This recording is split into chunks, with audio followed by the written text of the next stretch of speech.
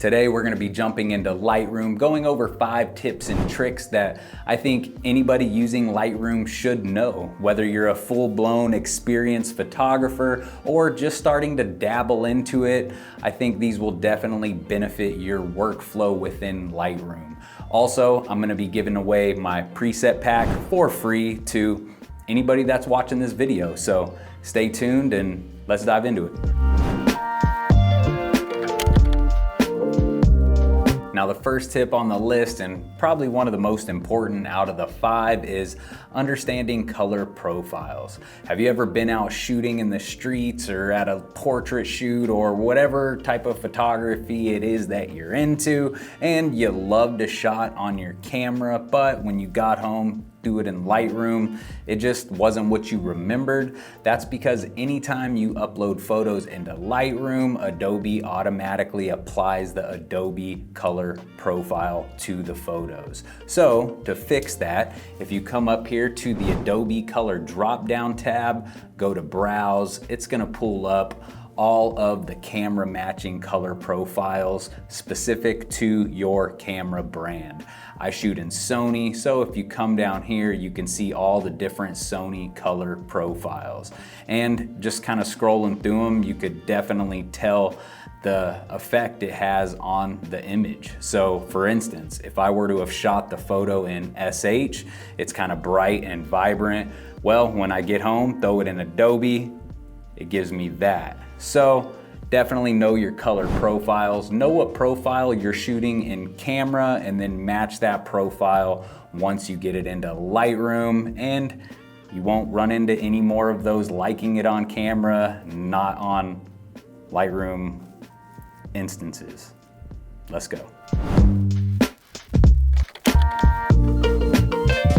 Next up on the list, we're talking about keywording. Now, if you're anything like me, you take thousands of photos, and being able to go back and find a specific photo from a specific day and time and place could definitely be time consuming. But if you go ahead and keyword that photo, you'll be able to jump right to it.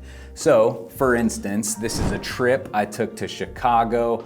While you're in the library tab, click on the photo that you want to assign a specific keyword to. I'll go with this portrait of the veteran here. If you go to the right side over to keywording, keyword tags, I'll go ahead and enter this in as street portrait and click away.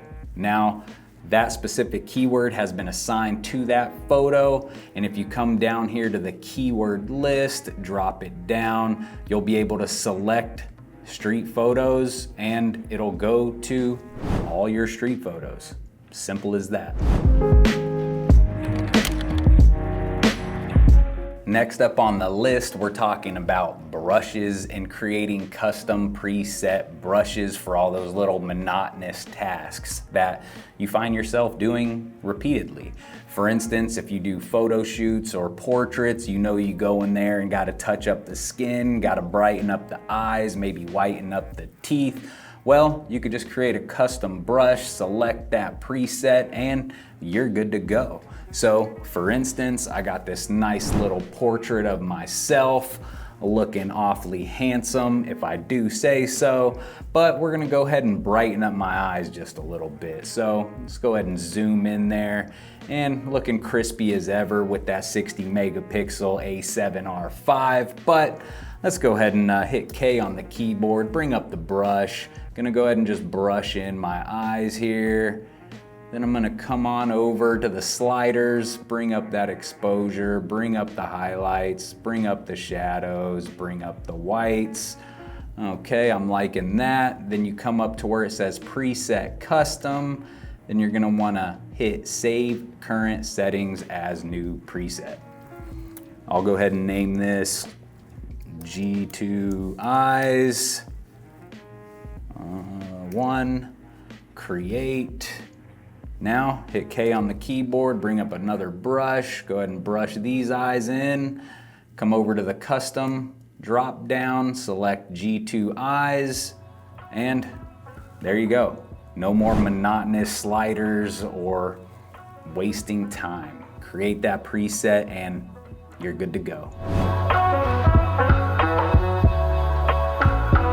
Before jumping into this next tip, I wanted to give all you guys watching this video my preset pack for free. All you gotta do is jump over to IG, throw me a follow, and comment on my latest post, preset pack. I will then shoot you over a code to use at my website, g2shoots.com. That will make it free upon checkout.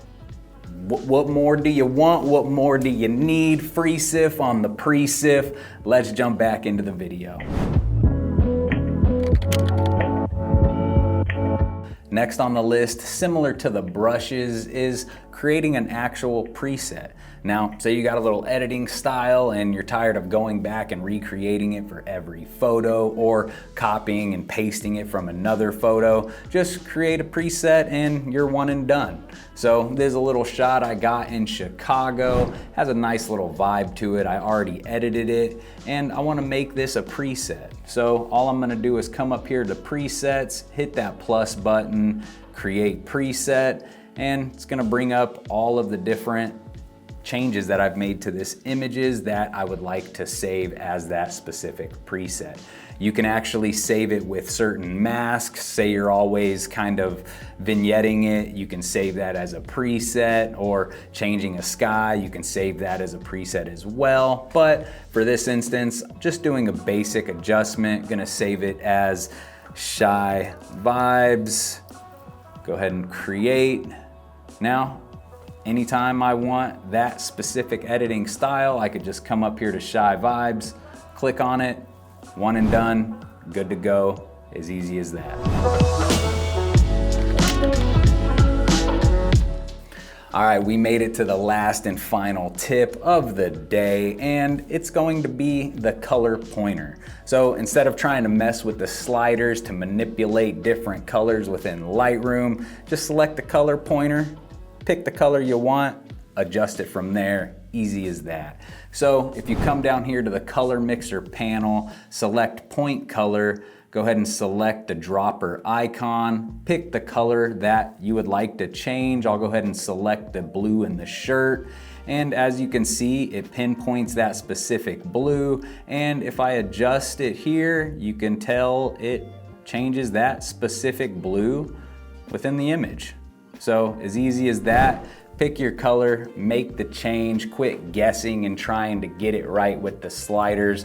Use the point and color and change it how you wanna change it. All right, that's it for the video. Hopefully you guys enjoyed it. Hopefully you learned something.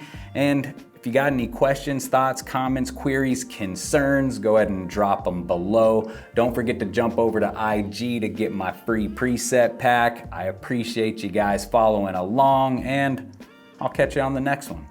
Later.